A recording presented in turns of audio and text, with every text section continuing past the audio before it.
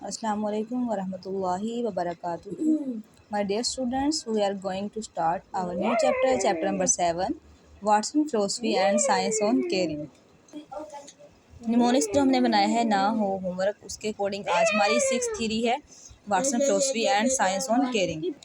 नाम पूरा याद रखेंगे, Watson philosophy and science on caring. Main इसके फीचर्स हैं जो हमने वो याद रखने हैं। होलिस्टिक अप्रोच है। मेन फीचर्स इसके याद करेंगे कि वाटसन की जो फिलासफी और साइंस ऑन केयरिंग थ्योरी है, होलिस्टिक अप्रोच है इसके अंदर, यानी कि इसमें माइंड, बॉडी और स्पिरिट को इकट्ठा किया गया है कि स्पिरिचुअल नीड्स के ऊपर भी ध्यान गया है। अब हम इस मेन थ्योरी का मेन फोकस जो है वो देखते हैं, वो इंटरपर्सनल केयरिंग है। 10 केरेटिव इसके फैक्टर्स हैं। आपने एक सिंपल सा वर्ड याद रखना है, दुख सुख बांटना।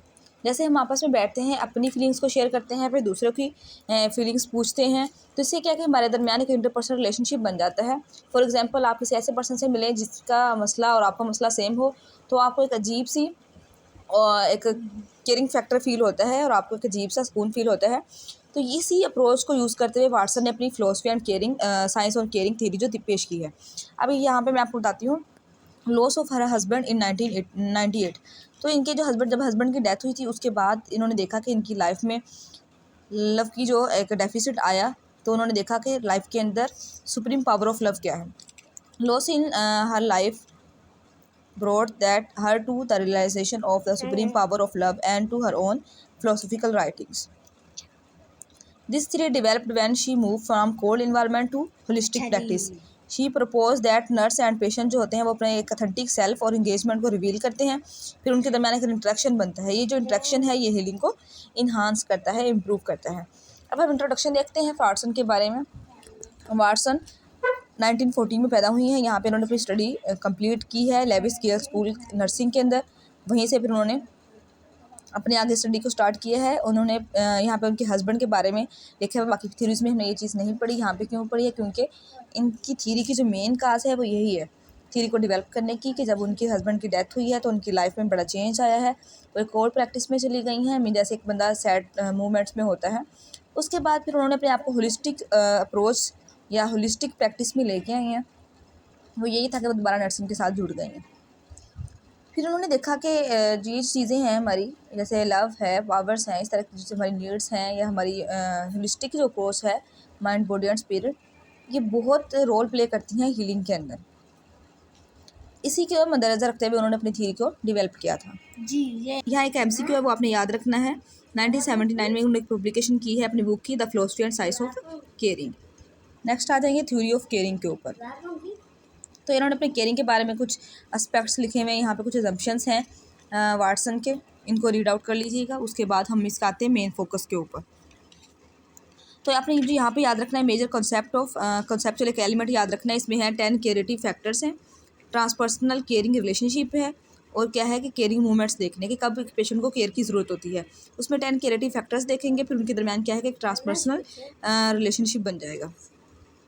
ये 10 फैक्टर्स ये वाले हैं। इसमें हम देखते हैं 10 क्यूरेटिव फैक्टर्स देखते हैं कौन से। पहले के हमने humanistic altruistic system of values बनाना है। उसके बाद instillation of a faith, hope, the cultivation of sensitive to oneself and to others, यानी कि हमें सेंसिटिव होना है अपनी फीलिंग्स के साथ भी और दूसरों की फीलिंग्स के साथ भी। हमने अपने अंदर एक फेथ और होप उसको इंस्टॉल करना है। कोई भी किसी भी रिलीजन से रिलेटेड है पर्सन, तो उसके अंदर अपने अंदर एक क्या है, एक होप होनी चाहिए, उसका फेथ होना चाहिए। ये आपको पता है कि कभी भी कोई भी प्रॉब्लम आए तो हम अपने फेथ को यूटिलाइज़ करते हैं। और क्या क्या सिस्टम ऑफ वैल्यूज़ वो ही है जो उसमें कोई पर्सन एक मुश्किल में है तो एक वैल्यूज़ का सिस्टम है, उसकी सोसाइटी है, कल्चर है जो उसको सपोर्ट कर रहा होता है। तो ये सारी डेवलपमेंट हमारे अंदर होनी चाहिए, नर्सिंग के अंदर भी और क्या है कि बाकी इंडिविजुअल्स में भी। फिर 4th नंबर पे है development of helping trust relationship, यानी कि हमारा दूसरे लोगों के साथ या फिर हमारा पेशेंट के साथ या पेशेंट का नर्स के साथ रिलेशनशिप कैसा होना चाहिए, हेल्पिंग भी और ट्रस्टिंग भी। फिर क्या क्या प्रमोट करना है और हमें एक्सेप्ट भी करना है पॉजिटिव और नेगेटिव फीलिंग्स के एक्सप्रेशन को। फॉर एग्जांपल, एक नर्स है वो अपनी फीलिंग्स को पेशेंट से शेयर कर दी हैं, या पेशेंट जो है अपनी फीलिंग्स को एक्सप्रेस कर रहा है, तो उसको एक्सेप्ट भी करना चाहिए, आना चाहिए। कभी फीलिंग्स पॉजिटिव भी हो सकती हैं, नेगेटिव भी हो सकती हैं। नंबर 6 पे है systematic use of scientific problem solving, हमें यूज़ करनी है नहीं चाहिए, किस लिए, डिसीजन मेकिंग में। फिर इंटरपर्सनल जो टीचिंग लर्निंग है उसको प्रमोट करना है। द परवियन फॉर स्पोर्टिव प्रोएक्टिव, हमने एक reactive mental, physical, socio culture और स्पिरिचुअल इन्वायरमेंट क्रिएट करना है। बाकी क्या ग्रेटिफिकेशन ऑफ ह्यूमन नीड्स को ग्रेटिफाई करने में असिस्ट करना है। ये सारी जो है मैस्लो हायरार्की की जो नीड्स हैं वो नीड्स में आ जाती हैं। हम इनको फर्दर डिटेल में पढ़ लेते हैं। The allowance for the essential phenological जो फोर्सेस हैं उनको हमने अलाउंसेस देने हैं।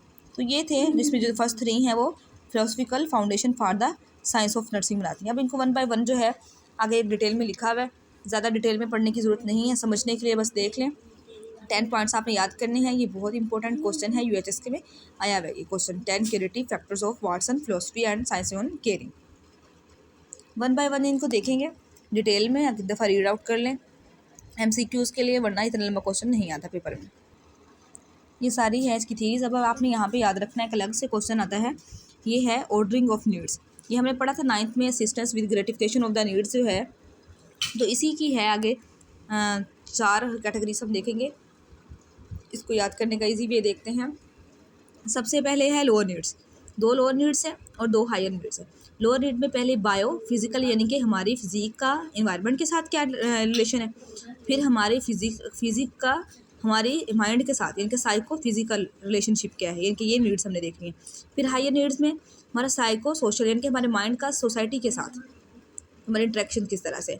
फिर हायर नीड्स देखेंगे हम अपने अंदर ही देखेंगे, ये इंटर और इंट्रापर्सनल होती है नीड्स, जिसमें क्या है कि बंदा अपनी सेल्फ के अंदर एक स्टेजेस को या लेवल्स को क्रॉस करता है, या ये कह लें जैसे मेडिटेशन होती है इसी तरह से। इसमें इंटरपर्सनल नीड्स को फुलफिल करते हैं, जिसमें बंदा एक स्टेज सेल्फ एक्चुअलाइजेशन तक चला जाता है। अब हम नीड्स को बारी बारी देखते हैं। बायोफिजिकल नीड्स कौन सी हैं, जाहिर है इसमें क्या आएगा, या इन्वायरमेंट से हम कुछ ले रहे हैं या फिर इन्वायरमेंट को हम कुछ दे रहे हैं। जैसे फूड और फ्लूइड ले रहे हैं, फिर वहाँ एलिमिनेट कर रहे हैं और वहीं से हम उसी इन्वायरमेंट से हमने वेंटिलेट भी करना है। फिर साइकोफिजिकल है हमारे अपने यानी कि हमारे माइंड और बॉडी का रिलेशनशिप, उसमें नीड्स क्या है, एक्टिविटी और इनएक्टिविटी, ये हमारी फिजिक की नीड है, फिजिकल नीड है। उसके बाद सेक्सुअलिटी।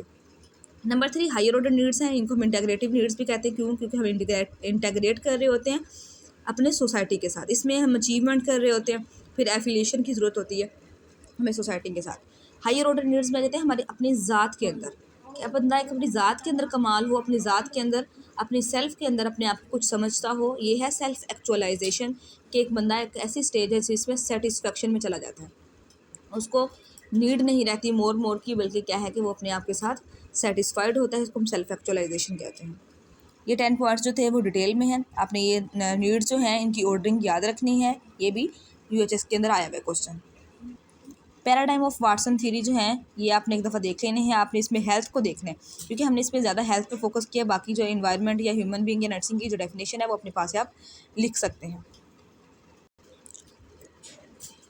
करेक्टरिस्टिक्स लिखेंगे, ऑलमोस्ट ऑल करेक्टरिस्टिक्स जो है इसमें प्रेजेंट है। हमने यहाँ पे जो मेनली देखना है इसकी इवैल्यूएशन करते हुए कि कुछ चीज़ों पे ऊपर वाटसन ने फोकस नहीं किया, जैसे सब्जेक्टिविटी ऑफ द केयरिंग। तो ये सब्जेक्टिव एक्सपीरियंस के ऊपर तो फोकस करती है इंडिविजुअल्स के दरमियान। इसमें लेक ऑफ एम्पेरिकल एविडेंस है, ठीक है, एम्पेरिकल टेस्टिंग नहीं की हुई। बाकी की कम्प्लेक्सिटी ऑफ इम्प्लीमेंटेशन है, क्योंकि ये देखिए अगर हम एक अपने हॉस्पिटल के अंदर पेशेंट को केयर प्रोवाइड कर रहे हैं तो ज़रूरी नहीं है हम वहाँ पे बैठ के इस तरह की केयर दे सकें। तो ये कम्प्लेक्सिटी ऑफ द इम्प्लीमेंटेशन है, इनके इसको इम्प्लीमेंट करते हुए बहुत कम्प्लेक्सिटी को हमें फेस करना पड़ सकता है। बाकी क्या है, ये फोकस ऑन द इंडिविजुअल, तो ये इंडिविजुअल्स पे फोकस करती है, फैमिलीज़ या फिर सोसाइटीज़ के ऊपर फोकस नहीं कर रही।